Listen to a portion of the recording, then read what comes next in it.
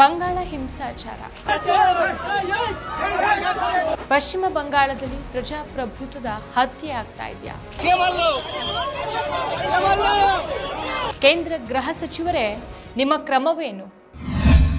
ನಮಸ್ಕಾರ, ಈ ದಿನಕ್ಕೆ ಸ್ವಾಗತ. ನಾನು ಶಿವಂ ಪವಿತ್ರ. ಪಶ್ಚಿಮ ಬಂಗಾಳದ ರಾಜಕೀಯ ಇತಿಹಾಸದಲ್ಲಿ ಹಿಂಸಾಚಾರ ಹೊಸದೇನಲ್ಲ. ಆದರೆ ಇತ್ತೀಚಿನ ವಿಧಾನಸಭಾ ಚುನಾವಣೆ ನಂತರ ಅಲ್ಲಿನ ರಾಜಕೀಯ ಪರಿಸ್ಥಿತಿ ಮತ್ತಷ್ಟು ಹದಗೆಟ್ಟಿದೆ. ತೃಣಮೂಲ ಕಾಂಗ್ರೆಸ್ ಮತ್ತು ಭಾರತೀಯ ಜನತಾ ಪಾರ್ಟಿ ನಡುವಿನ ಅಧಿಕಾರದ ಸಂಘರ್ಷ ಈಗ ಬೀದಿ ಹೋರಾಟ ಹಾಗೂ ಭೀಕರ ದೈಹಿಕ ಹಲ್ಲೆಯ ರೂಪವನ್ನು ಪಡೆದುಕೊಂಡಿದೆ. ಇತ್ತೀಚೆಗೆ ಹೂಗ್ಲಿ ಜಿಲ್ಲೆಯಲ್ಲಿ ಟಿಎಂಸಿ ಸಂಸದ ಕಲ್ಯಾಣ್ ಬ್ಯಾನರ್ಜಿ ಅವರ ಮೇಲೆ ನಡೆದಂಥ ಭೀಕರ ದಾಳಿ ರಾಜ್ಯದ ಕಾನೂನು ಸುವ್ಯವಸ್ಥೆಯ ವೈಫಲ್ಯವನ್ನು ಎತ್ತಿ ತೋರಿಸುತ್ತೆ. ಈ ಘಟನೆಗೂ ಕೇವಲ ಒಂದು ದಿನ ಮುಂಚಿತವಾಗಿ ದಕ್ಷಿಣ 24 ಪರಗಣ ಜಿಲ್ಲೆಯ ಸೋನಾರ್ಪುರದಲ್ಲಿ ಟಿಎಂಸಿ ಪ್ರಧಾನ ಕಾರ್ಯದರ್ಶಿ ಅಭಿಷೇಕ್ ಬ್ಯಾನರ್ಜಿ ಅವರ ಮೇಲೂ ಇಂಥದ್ದೇ ಹಲ್ಲೆ ನಡೆದಿತ್ತು. ಸತತವಾಗಿ ಇಬ್ಬರು ಪ್ರಮುಖ ನಾಯಕರ ಮೇಲೆ ನಡೆದಿರುವಂತಹ ದಾಳಿಗಳು ಇಡೀ ದೇಶದ ಗಮನವನ್ನು ಪಶ್ಚಿಮ ಬಂಗಾಳದ ಕಡೆಗೆ ತಿರುಗಿಸುವಂತೆ ಮಾಡಿದೆ. ಸುಮಾರು 15 ವರ್ಷಗಳ ಕಾಲ ಪಶ್ಚಿಮ ಬಂಗಾಳವನ್ನು ಆಳಿದಂಥ ಟಿಎಂಸಿ ಇತ್ತೀಚೆಗೆ ಚುನಾವಣೆಯಲ್ಲಿ ಅಧಿಕಾರವನ್ನು ಕಳ್ಕೊಂಡಿತ್ತು. ರಾಜ್ಯದಲ್ಲಿ ಈಗ ಬಿಜೆಪಿ ಸರ್ಕಾರ ಅಸ್ತಿತ್ವಕ್ಕೆ ಬಂದಿದೆ. ಹೂಗ್ಲಿಯ ಚಂಡಿತಾಲ ಪೊಲೀಸ್ ಠಾಣೆಯ ಸಮೀಪದಲ್ಲೇ ಸಂಸದ ಕಲ್ಯಾಣ್ ಬ್ಯಾನರ್ಜಿಯವರ ಮೇಲೆ ದಾಳಿ ನಡೆದಿರೋದು.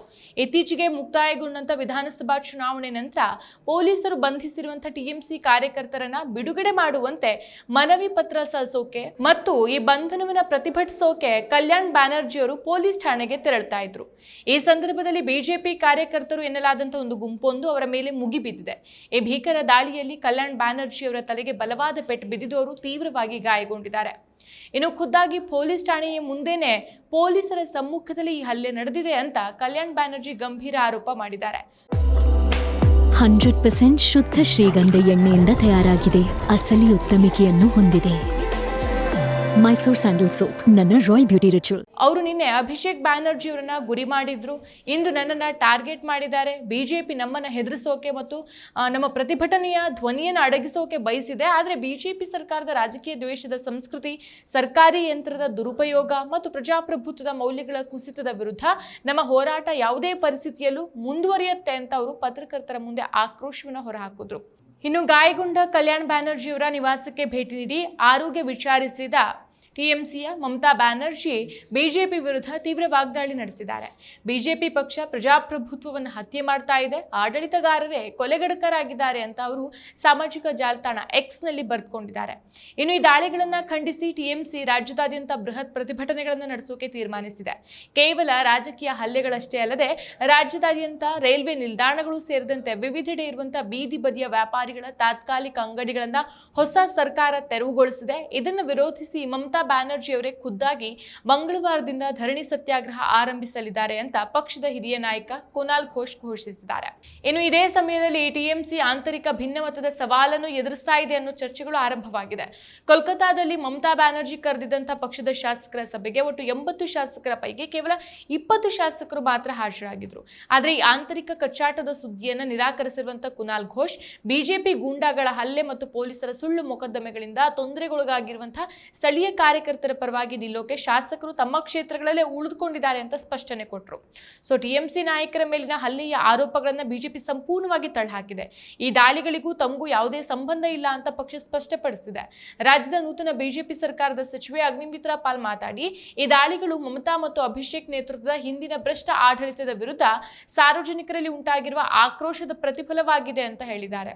ಸೊ ಅಭಿಷೇಕ್ ಬ್ಯಾನರ್ಜಿ ಮೇಲಿನ ದಾಳಿಗೆ ಸಂಬಂಧಿಸಿದಂತೆ ಪೊಲೀಸರು 5 ಜನರನ್ನ ಬಂಧಿಸಿದ್ದಾರೆ. ದಾಳಿಗೊಳಗಾದಂತಹ ಅಭಿಷೇಕ್ ಬ್ಯಾನರ್ಜಿ ಅವರು ಸಾಮಾಜಿಕ ಜಾಲತಾಣಗಳಲ್ಲಿ ತಮ್ಮ ಆಕ್ರೋಶವನ್ನು ವ್ಯಕ್ತಪಡಿಸಿದ್ದು, ತಮಗೆ ಬೆಂಬಲ ನೀಡಿದ ರಾಹುಲ್ ಗಾಂಧಿ ಸೇರಿದಂತೆ ದೇಶದ ಇತರ ವಿರೋಧ ಪಕ್ಷದ ನಾಯಕರುಗಳಿಗೆ ಧನ್ಯವಾದವನ್ನು ಅರ್ಪಿಸಿದ್ದಾರೆ. ಸೊ ತಾವು ಈ ಹಿಂದೆ ದೇಶವನ್ನು ಪ್ರತಿನಿಧಿಸಿ ಅಂತಾರಾಷ್ಟ್ರೀಯ ಮಟ್ಟದಲ್ಲಿ ಭಾಗವಹಿಸಿದ್ದನ್ನು ನೆನಪಿಸಿಕೊಂಡ ಅವರು, ಅಂದು ನಾನು ಭಯೋತ್ಪಾದನೆಯ ವಿರುದ್ಧ ದೇಶವನ್ನು ರಕ್ಷಿಸೋಕೆ ನಿಂತಿದ್ದೆ. ಆದರೆ ಇಂದು ನಾನೇ ರಾಜಕೀಯ ಹಿಂಸಾಚಾರ ಮತ್ತು ರಾಜ್ಯ ಪ್ರಾಯೋಜಿತ ಭಯೋತ್ಪಾದನೆಗೆ ಬಲಿಪಶು ಆಗಿದ್ದೇನೆ.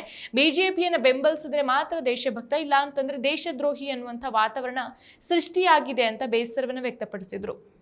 ಸೊ ಪಶ್ಚಿಮ ಬಂಗಾಳದಲ್ಲಿ ಇಷ್ಟೆಲ್ಲ ರಕ್ತಪಾತ, ರಾಜಕೀಯ ಹಿಂಸಾಚಾರ ಮತ್ತು ಕಾನೂನು ಸುವ್ಯವಸ್ಥೆಯ ತೀವ್ರ ಕುಸಿತ ಉಂಟಾಗ್ತಾ ಇದ್ರು ಕೇಂದ್ರ ಸರ್ಕಾರ ಹಾಗೂ ದೇಶದ ಆಂತರಿಕ ಭದ್ರತೆಯ ಜವಾಬ್ದಾರಿ ಹೊತ್ತಿರುವಂತಹ ಕೇಂದ್ರ ಗೃಹ ಸಚಿವ ಅಮಿತ್ ಶಾ ಅವರು ವಹಿಸಿರುವಂತಹ ಮೌನ ಹಲವು ಪ್ರಶ್ನೆಗಳನ್ನು ಹುಟ್ಟಾಕಿದೆ. ಸಾಮಾನ್ಯವಾಗಿ ಯಾವುದೇ ರಾಜ್ಯದಲ್ಲಿ ವಿರೋಧ ಪಕ್ಷದ ನಾಯಕರ ಮೇಲೆ ಅಥವಾ ಸಂಸದರ ಮೇಲೆ ದಾಳಿ ಆದಾಗ ಕೇಂದ್ರ ಗೃಹ ಸಚಿವಾಲಯ ತಕ್ಷಣವೇ ಮಧ್ಯಪ್ರವೇಶಿಸಿ ರಾಜ್ಯ ಸರ್ಕಾರದಿಂದ ವರದಿಯನ್ನ ಕೇಳುತ್ತೆ. ಅಗತ್ಯ ಬಿದ್ದರೆ ಅಲ್ಲಿನ ಭದ್ರತೆಗೆ ಕೇಂದ್ರೀಯ ದಳಗಳನ್ನು ರವಾನಿಸುತ್ತೆ. ಆದರೆ ಪಶ್ಚಿಮ ಬಂಗಾಳದ ವಿಷಯದಲ್ಲಿ ಕೇಂದ್ರ ಸರ್ಕಾರ ತೋರ್ತಾ ಇರುವಂತಹ ಉದಾಸೀನತೆ ಎದ್ದು ಕಾಣಿಸ್ತಾ ಇದೆ. ಇನ್ನು ಈ ಘಟನೆಯ ಬೆನ್ನಲ್ಲೇ ಹಲವು ಪ್ರಶ್ನೆಗಳು ಮೂಡುತ್ತೆ. ಇಲ್ಲಿ ಅಂದ್ರೆ ಪಶ್ಚಿಮ ಬಂಗಾಳದಲ್ಲಿ ಸತತವಾಗಿ ಇಬ್ಬರು ಪ್ರಮುಖ ಸಂಸದರು ಹಾಗೂ ರಾಜಕೀಯ ನಾಯಕರ ಮೇಲೆ ಮಾರಣಾಂತಿಕ ದಾಳಿಗಳಾಗ್ತಾ ಇದ್ರು ಕೇಂದ್ರ ಗೃಹ ಸಚಿವಾಲಯ ಯಾಕೆ ಇನ್ನು ಮೌನವಾಗಿದೆ? ದೇಶದ ಒಬ್ಬ ಸಂಸದನಿಗೆ ಪೊಲೀಸ್ ಠಾಣೆಯ ಮುಂದೆ ರಕ್ಷಣೆ ಸಿಗ್ತಾ ಇಲ್ಲ ಅಂತಂದ್ರೆ ಸಾಮಾನ್ಯ ಜನರ ಪರಿಸ್ಥಿತಿ ಏನು? ಸೊ ಈ ಎಲ್ಲಾ ಪ್ರಶ್ನೆಗಳಿಗೂ ಗೃಹ ಸಚಿವರು ಉತ್ತರಿಸಬೇಕಲ್ವಾ? ಈ ಹಿಂದೆ ಪಶ್ಚಿಮ ಬಂಗಾಳದಲ್ಲಿ ಟಿಎಂಸಿ ಅಧಿಕಾರದಲ್ಲಿದ್ದಾಗ ಸಣ್ಣ ಹಿಂಸಾಚಾರ ನಡೆದರೂ ಸಹ ಕೇಂದ್ರ ಸರ್ಕಾರ ಮತ್ತು ಬಿಜೆಪಿ ನಾಯಕರು ಅಲ್ಲಿ ರಾಷ್ಟ್ರಪತಿ ಆಳ್ವಿಕೆ ಹೇರಬೇಕು ಅಂತ ಆಗ್ರಹಿಸ್ತಾ ಇದ್ರು. ಗೃಹ ಸಚಿವ ಅಮಿತ್ ಶಾ ಅವರು ಸ್ವತಃ ಕಳವಳವನ್ನು ವ್ಯಕ್ತಪಡಿಸ್ತಾ ಇದ್ರು. ಆದರೆ ಇವತ್ತು ರಾಜ್ಯದಲ್ಲಿ ತಮ್ಮದೇ ಪಕ್ಷದ ಬೆಂಬಲದ ಅಥವಾ ತಮ್ಮದೇ ಸರ್ಕಾರ ಇರುವಾಗ ಕಾನೂನು ಸುವ್ಯವಸ್ಥೆ ಹದಗೆಟ್ರೆ ಕೇಂದ್ರದ ಮಾನದಂಡಗಳು ಬದಲಾಗತ್ತಾ? ಕೇಂದ್ರ ಸರ್ಕಾರ ತನಿಖಾ ಸಂಸ್ಥೆಗಳಾದ ಸಿಬಿಐ ಅಥವಾ ಎನ್ಐಎ ಮೂಲಕ ಇಂತಹ ಗಂಭೀರ ರಾಜಕೀಯ ಹಲ್ಲೆಗಳ ನಿಷ್ಪಕ್ಷಪಾತ ತನಿಖೆಗೆ ಆದೇಶಿಸೋಕೆ ಯಾಕೆ ಇನ್ನು ಮುಂದಾಗಿಲ್ಲ? ವಿರೋಧ ಪಕ್ಷದ ನಾಯಕರ ಧ್ವನಿಯನ್ನು ಹತ್ತಿಕ್ಕೋಕೆ ಇಂಥ ಹಿಂಸಾಚಾರಗಳನ್ನ ಬಳಸಿಕೊಳ್ಳಲಾಗ್ತಾ ಇದೆಯಾ ಅನ್ನೋ ಸಾರ್ವಜನಿಕ ಸಂಶಯಕ್ಕೆ ಕೇಂದ್ರದ ಮೌನವೇ ಕಾರಣ ಆಗ್ತಾ ಇದೆ. ಸೊ ಪ್ರಜಾಪ್ರಭುತ್ವ ವ್ಯವಸ್ಥೆಯಲ್ಲಿ ಚುನಾವಣೆಗಳು ಮುಗಿದ ನಂತರ ಸೋಲು ಗೆಲುವನ್ನ ಸಮಾನವಾಗಿ ಸ್ವೀಕರಿಸಿ ಆಡಳಿತ ನಡೆಸಬೇಕಾದದ್ದು ಸರ್ಕಾರದ ಆದ್ಯ ಕರ್ತವ್ಯ.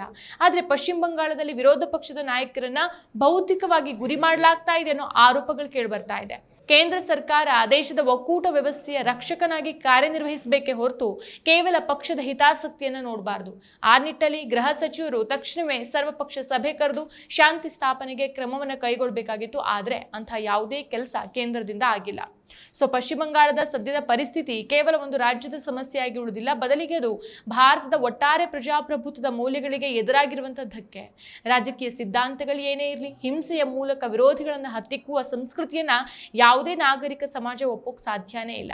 ಸೊ ಕೇಂದ್ರ ಸರ್ಕಾರ ಮತ್ತು ಗೃಹ ಸಚಿವ ಅಮಿತ್ ಶಾ ಅವರು ತಮ್ಮ ರಾಜಕೀಯ ಲಾಭ ನಷ್ಟಗಳ ಲೆಕ್ಕಾಚಾರವನ್ನು ಬದಿಗಿಟ್ಟು ಪಶ್ಚಿಮ ಬಂಗಾಳದಲ್ಲಿ ಶಾಂತಿ ಮತ್ತು ಕಾನೂನಿನ ಆಡಳಿತವನ್ನ ಮರುಸ್ಥಾಪಿಸೋಕೆ ಕಠಿಣ ಕ್ರಮಗಳನ್ನ ಕೈಗೊಳ್ಳಬೇಕಾಗಿದೆ. ಮತ್ತಷ್ಟು ವಿಶೇಷ ವಿಡಿಯೋಗಳನ್ನು ನೋಡಲು ಮತ್ತು ಹೊಸ ವಿಡಿಯೋಗಳ ಬಗ್ಗೆ ತಿಳಿಯಲು EDina.com ಯೂಟ್ಯೂಬ್ ಚಾನೆಲ್ ಸಬ್ಸ್ಕ್ರೈಬ್ ಮಾಡಿ ಮತ್ತು ಬೆಲ್ ಐಕಾನ್ ಕ್ಲಿಕ್ ಮಾಡಿ.